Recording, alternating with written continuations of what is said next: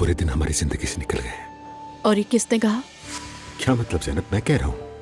तुम्हें ये कैसे यकीन हो गया बुरे दिन गुजर चुके हैं, ये पूछ रही हूँ। ज़ैनब, अब हम यहाँ से जा रहे हैं। इतनी सारी तकलीफों के बाद अल्लाह का शुक्र है कि अब सब कुछ ठीक है। हम अपने कमाल को घर लेकर जा रहे हैं, ये तो बहुत खुशी की बात है ना। ज़ैनब मेरी जान, अब जरा तुम थोड़ा सा मुस्कुरा भी दो, जिंदगी को उम्मीद के साथ देखो मेरी जान। लेकिन इस वक्त मुझ में किसी भी चीज को उम्मीद की नजर से देखने की हिम्मत नहीं है। मैं पहले ही बहुत ज्यादा ज़हनी दबाव में हूँ। तुम्हारा इतना खुश होना मुझे बेचैन कर रहा है। ठीक है,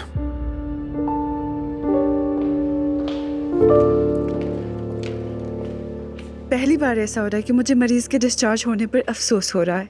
इसे मुकम्मल डिस्चार्ज तो नहीं कह सकते डॉक्टर। कमाल की वजह से लगता है हमारा एक कदम हमेशा इसी हॉस्पिटल में रहेगा। अरे सब कुछ ठीक हो जाएगा। हर चीज के लिए बहुत बहुत शुक्रिया आपका भी और हाकान का भी। इन 3 महीनों में आपने कभी ये एहसास ही नहीं होने दिया कि हम अस्पताल में हैं। बहुत शुक्रिया आपका। बस कर दो, बहुत हो गया। आपका एहसान नहीं उतार सकते। अब हमारा रिश्ता वैसा नहीं रहा ज़ैनब, हम एक खानदान बन चुके हैं, इसलिए अभी शुक्रिया वगैरह की कोई जरूरत नहीं है। लेकिन अब मैं बतौर डॉक्टर बात करूंगी। कमाल को रोज इंजेक्शन लगाने के लिए हमारे यहाँ से एक स्टाफ आएगा और बाकी हिदायत लिख चुकी हूँ वो मैं। तो शुक्र है कि हमारा घर करीब है। कोई मसला हुआ तो फोन कर दूंगी। अगर मुझसे पूछो तो सबसे ज्यादा दाद उमर के लिए बनती है। घर के साथ साथ यहाँ की भी जिम्मेदारी संभाली इसने। हाँ ऐसा ही है। और अब आप लोगों का हमारे करीब होना भी ज़ैनब के लिए बहुत अच्छा होगा। शायद इससे हमारी जिंदगी में नई उम्मीदें और खुशियां हैं। वैसे मैं भी आती रहूंगी, घबराओ नहीं। अगर कोई ऐसी बात होती तो डिस्चार्ज नहीं करती। सुना तुमने? हाँ सुन लिया मैंने। अल्लाह आपको सलामत रखे। अल्लाह हम सबको सलामत रखे। वैसे तुम्हें इस खट्टे लीमू से भी निमटना खूब आता है। कौन सा लीमू? कुछ नहीं उम्र, बाद में बताऊंगी। अभी सिर्फ डिस्चार्ज की कार्रवाई मुकम्मल करो। 3 महीने से हम यहाँ पर हैं। अब वाकई थक चुकी हूँ मैं। सारी कार्रवाई मुकम्मल हो चुकी है। घर में सब हमारा बड़ी बेताबी से इंतजार कर रहे हैं। अरे वाह, तुमने इतनी सारी चीजें बनाई हैं। अरे तुमने बेरी का लाल शरबत भी बनाया है। जी बिल्कुल आपा, जो भी मेहमान आएंगे हम यही पेश करेंगे, क्योंकि ज़ैनब साहिबा को भी रिवायती शरबत बिल्कुल नहीं पसंद, तो अच्छा है वो भी पी लेंगी। बहुत अच्छा किया तुमने। लीजिए जरा चक्कर तो देखिए कैसा बना है।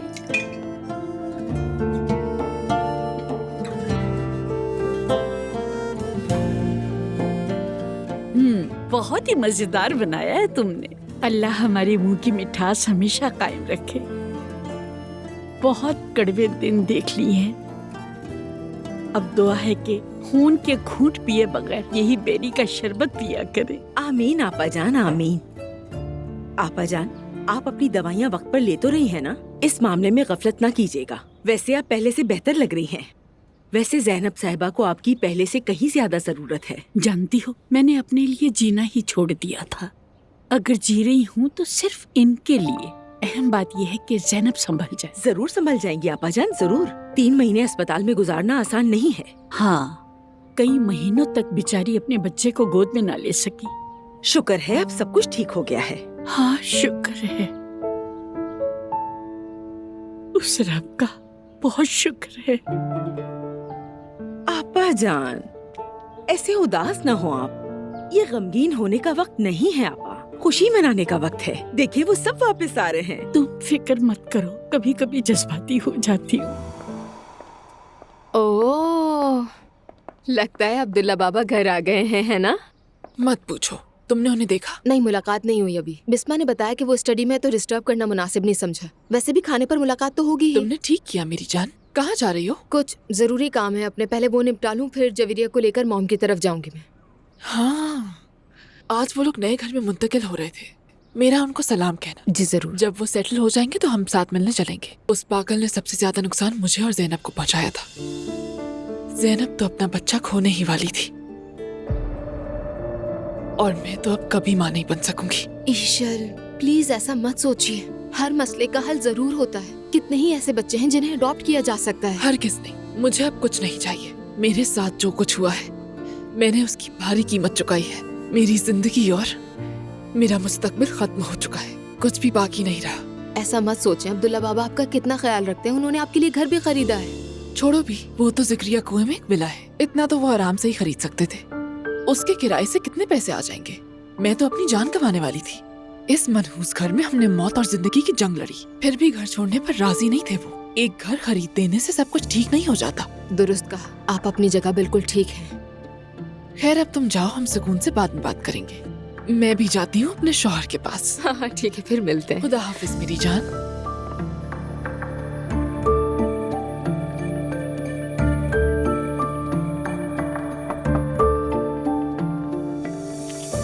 आ सकती हूँ मैं? आओ ईशा, आ जाओ। मेरी जान, मैंने आपको बहुत याद किया। ये उम्र का सफर तो बहुत लंबा हो गया था।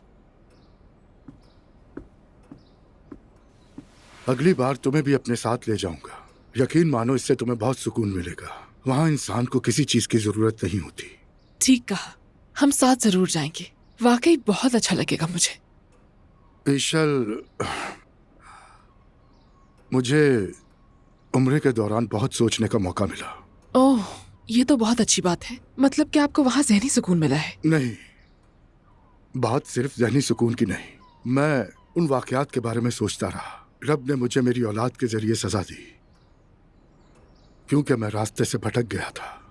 अरे उसकी तलाफी तो आप आसानी से कर सकते हैं। देखिए ना, कल ही तो आए हैं और आज सुबह से मस्जिद में थे। अल्लाह आपको सलामत रखे। मेरा मतलब वो नहीं था। फिर क्या मतलब था?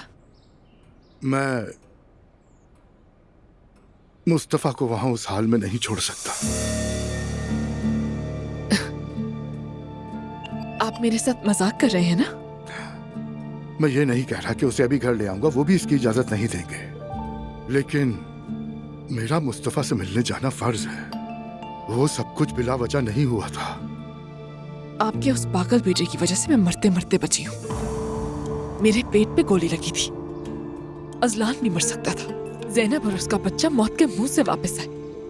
आपके बेटे ने हम सबकी जिंदगियां तबाह करने की कोशिश की। अब्दुल्ला, मैं उनमें से कोई बात नहीं भूला। तो फिर मेरी बात सुने। उसकी असल जगह सिर्फ और सिर्फ पागल खाने में है, वरना उसे तो अब तक उम्र कैद की सजा हो चुकी होती। नसीब अच्छा था। कल उससे मिलने जा रहा हूँ मैं। चाहता हूँ कि उमर भी साथ चले।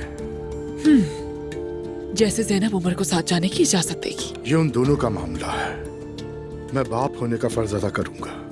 मेरे पास कहने को कुछ नहीं। विशाल, तुम मेरी बीवी हो। जिस तरह मैं तुम्हारे हुकूक और जिम्मेदारियां निभाता हूँ, ठीक उसी तरह मेरे बच्चों की जिम्मेदारियां भी हैं मुझ पर।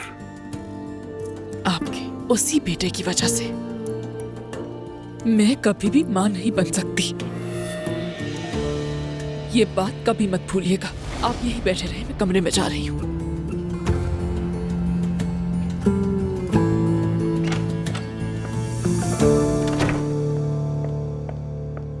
अहमक कहीं का, बाप का फर्ज अदा करेगा। मैंने इसे पटाने के लिए शादी की, लेकिन ये तो दीनदारी में डूब गया। ऊपर से बेटा भी पागल निकला। सबके सब दीवाने हैं। हेलो, अब जाकर फुर्सत मिली है मुझे। कैसी हो सकती हूँ मैं? बहुत बुरी हालत है। वो वापस आ गया है। आज से मेरी जिंदगी दोबारा जहन्नुम बन जाएगी। कल ही आया है। समझ लो काले कपड़े पहनकर सोग मनाने वाली कैफियत है। मेरी बात सुनो, आज मुझे घर में ही रहना पड़ेगा। तुम मेरी फिक्र मत करना। खुदा हाफिज।